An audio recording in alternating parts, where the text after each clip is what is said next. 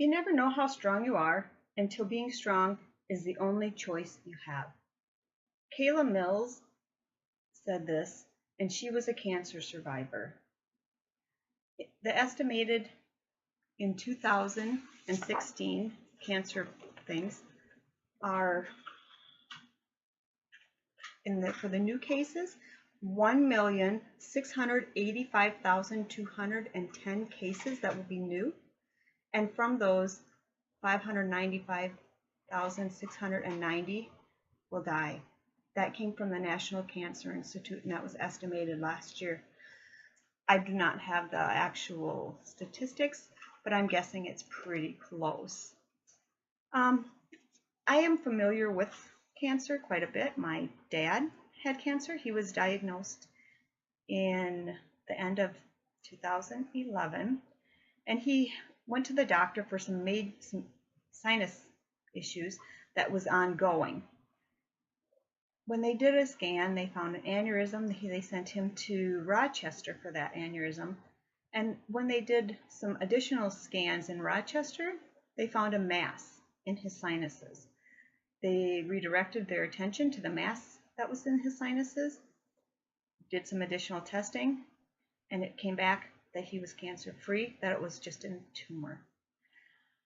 We went to Rochester for the surgery. After they had opened him up, they indicated that yes, indeed, it was cancer. And my dad chose to do the chemo and radiation as an option because the surgery obviously was too far gone and the mass was much too big. When they did that, obviously, as most people know, that when you open up and you have cancer, the cancer cells do expand to the lymph nodes. With that, my dad did all of his treatments for chemotherapy, all of his treatments for radiation. When he was finished, he did some more scans, found out actually that it had went just from localized in his sinus area all the way through his body and into his lungs. And like I said, most people do choose radiation, chemotherapy, surgery, but I'm just letting you know that there are other natural options as well to choose from. Some of the natural options I found were on Mayo Clinic, and there was quite a few of them. I just picked a few. And one of them would be acupuncture, and that helps to relieve the nausea and pain that you are experiencing during the cancer, or it could be possibly during whether you choose radiation or chemotherapy. I think sometimes it's probably, I would try probably more the natural options myself. Also aromatherapy, which also relieves nausea and stress, which we are under a lot of stress when we're faced with cancer. Exercise, that helps fight fatigue and helps you sleep better. We all need sleep to help fight this. Or music therapy as another one, and that controls nausea and vomiting. And again, this could be more for some of the symptoms that you're experiencing as well. So I read about a lady on cancer research awareness, and her name was Peggy Sue. She is from California, and she had cancer. She found out she had stage 4 cancer and 22 tumors throughout her body.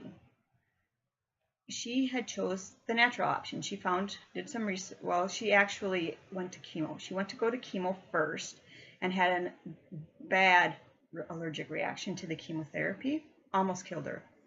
So knowing that she still had cancer, she chose other options. She went to look and see what else there was, and she found out that there was a place in Mexico that had natural options. She went there, did their regimen, and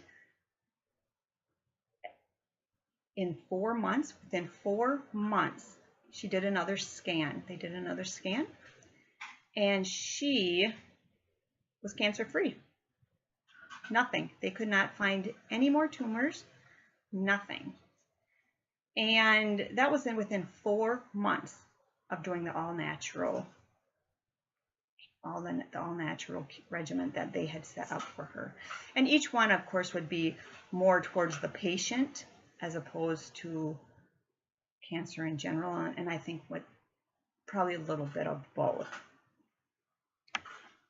Again, most people have that option to choose radiation, surgery, but I'm just letting you know that there are other options out there, such as the natural ones like Peggy Sue did, which is amazing to think in 4 months she went from being deathly allergic from a chemotherapy time to being cancer free. And I found this quote on gotcancer.org, and I thought it was fitting. It says, "Cancer may have started the fight, but I will finish it." Thank you.